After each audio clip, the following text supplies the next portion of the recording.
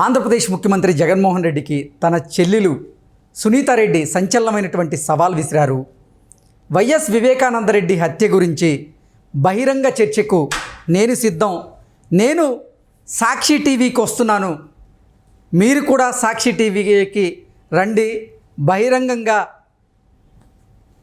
వివేక గారి హత్య గురించి చర్చిద్దాం అంటూ కూడా సవాలు విసిరిన నేపథ్యంలో ఈ అంశానికి సంబంధించి మనతో మాట్లాడేందుకు ప్రముఖ రాజకీయ విశ్లేషకులు, ప్రముఖ సీనియర్ జర్నలిస్ట్ సిఎస్ రావు గారు మనతో ఉన్నారు. సార్తో మాట్లాడదాం. Sir hi sir. Hello sir, Jaganmohan రెడ్డికి తన చెల్లెలే సునీతారెడ్డి గారు సంచలనమైనటువంటి సవాల్ విసిరారు. వైఎస్ వివేకానందరెడ్డి హత్య గురించి బహిరంగ చర్చకు నేను సిద్ధం, నేను సాక్షి టీవీకి వస్తాను, స్టూడియోలో కూర్చుందాం, మీరు కూడా బహిరంగ చర్చకు సిద్ధమా అంటూ కూడా ఆవిడ సవాల్ విసిరారు, ప్రశ్నించారు. ఈ నేపథ్యంలో అసలు ఆవిడ సవాల్ని మనం ఏ రకంగా చూడొచ్చు అంటే ఏం చెప్తారు సార్? ఇప్పుడు ఆవిడ ఒకే నిర్ణయం తీసుకున్నట్టు నాకు అనిపిస్తుంది. ఏంటంటే ఇప్పుడు ప్రజాక్షేత్రంలో ఒక తీర్పు రావాలి, ప్రజాక్షేత్రంలో వివేకానందరెడ్డి మర్డర్ కేసుని చర్చలో ఉంచాలి, ప్రజాక్షేత్రంలో ప్రజలు నిజాలను తెలుసుకోవాలి అనేటువంటి కాన్సెప్ట్లో ఆమె ఉన్నట్టు గత కొన్ని రోజులుగా ఆమె పోరాడుతున్నటువంటి శైలిని చూస్తే అనిపిస్తుంది. ఇప్పటివరకు న్యాయస్థానంలో పోరాడారు పాపం. అవును, ఆవిడ ఎన్ని అడ్డంకులు ఎదురైనా, ఎన్ని వార్నింగులు వచ్చినా, ఎన్ని రకాలుగా బెదిరింపులు వచ్చినా కానీ ఏమాత్రం ఆమె భయపడకుండా న్యాయ పోరాటం చేశారు. ఢిల్లీ వరకు వెళ్ళారు, సుప్రీంకోర్టు వరకు వెళ్ళారు. అయినప్పటికీ జగన్మోహన్ రెడ్డికి ఉన్నటువంటి అధికారం, జగన్మోహన్ రెడ్డికి ఉన్నటువంటి కొన్ని రకాల లైజనింగ్ వ్యవహారాలు ఢిల్లీలో, ఇవన్నీ కూడా ఈ కేసుని ఒక అడుగు ముందుకు పడకుండా చేస్తుంది అనేటువంటి అనుమానం సునీతారెడ్డిలో ఉంది. అందుకే ప్రజాక్షేత్రంలో ముందు జగన్మోహన్ రెడ్డి ఓడిస్తే వివేకానందరెడ్డి మర్డర్ కేసు అనేది తేలుతుంది. వివేకానందరెడ్డి మర్డర్ ఎవరు చేశారు, వాళ్ళకి హంతకులకి శిక్ష పడుతుంది. జగన్మోహన్ రెడ్డి అధికారంలో ఉన్నంత కాలం శిక్ష పడే అవకాశం లేదు. ఎందుకంటే ఎవరైతే హంతకులు ఉన్నారో వాళ్ళనే పక్కన పెట్టుకొని తిరుగుతున్నారు అనేది ఆవిడ చేస్తున్నటువంటి ప్రధానమైనటువంటి ఆరోపణ. ఇటీవల కాలంలో ప్రెస్ మీట్లు పెట్టి కూడా చెప్పారు, కడప వేదికగా, పులివెందుల వేదికగా మీరు ఓటు వేయొద్దు జగన్మోహన్ రెడ్డికి, జగన్మోహన్ రెడ్డికి ఓటు వేస్తే వివేకానంద రెడ్డి ఆత్మ శాంతించదు, వివేకానంద రెడ్డి ఆత్మ శాంతించాలంటే జగన్మోహన్ రెడ్డికి ఓటు వేయొద్దు అని చెప్పి పిలుపునిచ్చింది సునీతారెడ్డి. అలాగే షర్మిల కూడా పిలుపుని ఇవ్వడం జరిగింది. ఇప్పుడు లేటెస్ట్గా ఆవిడ చెప్పేది ఏంటంటే, జగన్మోహన్ రెడ్డి ఏం చెప్పారు, కడపకు వెళ్ళినటువంటి సందర్భంగా మేమంతా సిద్ధం అనేటువంటి బస్సు యాత్రలో వివేకానంద రెడ్డిని మర్డర్ ఎవరు చేసింది అనేది పైన దేవుడికి తెలుసు, కడప జిల్లా ప్రజలకు తెలుసు అని అన్నారు. ఏమంటున్నారు ఇప్పుడు, కడప జిల్లా ప్రజల్లో జగన్మోహన్ రెడ్డి కూడా ఒకళ్ళు, కడప జిల్లా వాసే కదా జగన్మోహన్ రెడ్డి అంటే ఆయనకి తెలుసు, ఆయన చెప్పింది ఆయనకి చెప్తుంది, పైన దేవుడికి తెలుసు, కడప జిల్లా ప్రజలకు తెలుసు వివేకానంద రెడ్డిని ఎవరు మర్డర్ చేశారో అనేది. అంటే ఆయనే ఈ మర్డర్ చేసింది ఎవరో తెలుసు అని చెప్పి ఒప్పుకుంటున్నాడు. తెలిసి కూడా పక్కనే అంతకుడిని పెట్టుకొని హత్య చేయించడానికి ప్రోత్సహించినటువంటి వాళ్ళు, హత్య చేయించినటువంటి వాళ్ళని పక్కన పెట్టుకొని ఆయన రక్షిస్తున్నాడు అనేటువంటి ఒక బాధను వ్యక్తం చేస్తుంది ఆమె.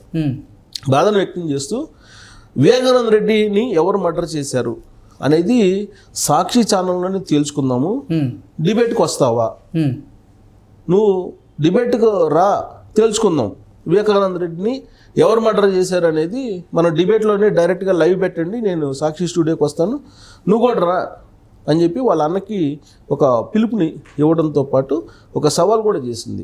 ఎందుకన్నా ఇలా మోసం చేస్తావు జనాల్ని, సొంత చెల్లెల్ని కదా నేను, నా చెల్లెలని కూడా చూడకుండా నన్ను కూడా మోసం చేయటం అన్నా, జనాల్ని మోసం చేసావు, నన్ను కూడా మోసం చేస్తావా, నువ్వు నిజాన్ని తెలుసుకుందా, ప్రజల్లో పెడదాందా, ప్రజల్లో ప్రజావేదిక మీద తెలుసుకుందా అని చెప్పి అది కూడా సాక్షి మీడియాలోనే, సాక్షి ఛానల్లోనే మనం చర్చకు పెడదాము, అది మీ ఛానలే కదా, మన ఛానలే కదా, కాబట్టి మనం చర్చకు పెడదాము, ప్రజలు తెలుసుకుంటారు వాస్తవాలు ఏంటి అనేది ఆవిడ ఒక పిలుపునిచ్చింది.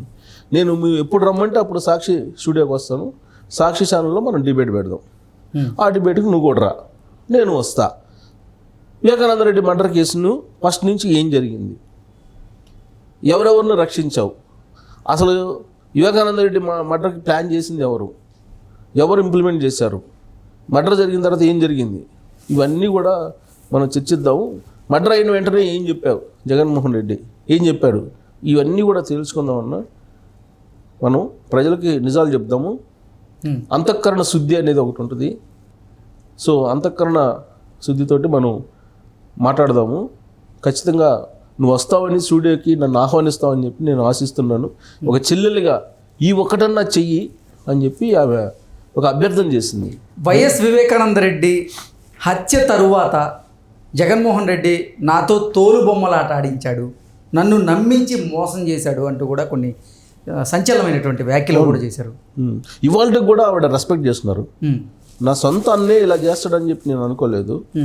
నా రక్తం పంచుకొని పుట్టినటువంటి చెల్లెలు అదే చెప్తోంది, నేను అదే చెప్తున్నాను.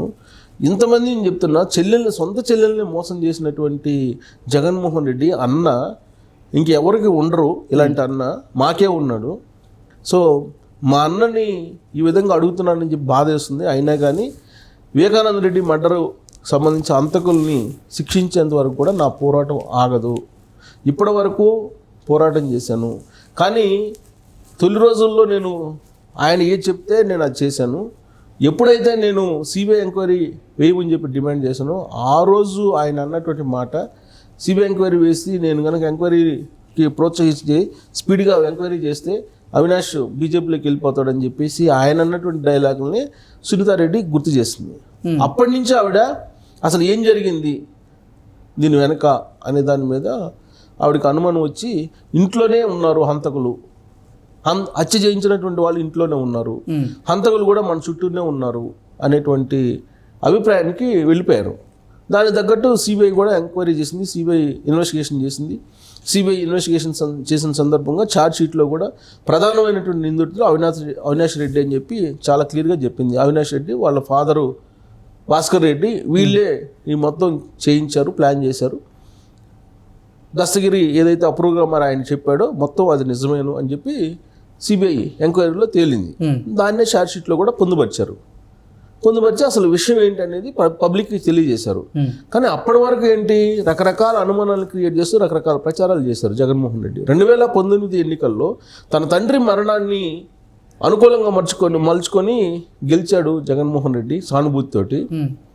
ఇలా చేస్తాడని మా అన్న ఇలా చేస్తాడని నేను ఊహించలేదని చెప్పి సునీతారెడ్డి తన కన్నీళ్లు పెట్టుకుంటూ మీడియా ముందు అనేక సందర్భాల్లో ఆవిడ బాధపడటం జరిగింది.